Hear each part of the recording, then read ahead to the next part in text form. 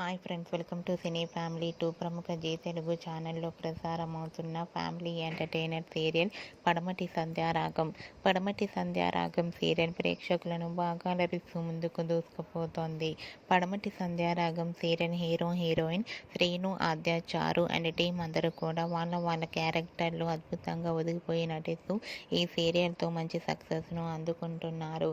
ఈ సీరియల్కి సంబంధించిన ప్రతి లేటెస్ట్ అప్డేట్స్ని ఎప్పటికప్పుడు షేర్ చేస్తూ ఉంటారు.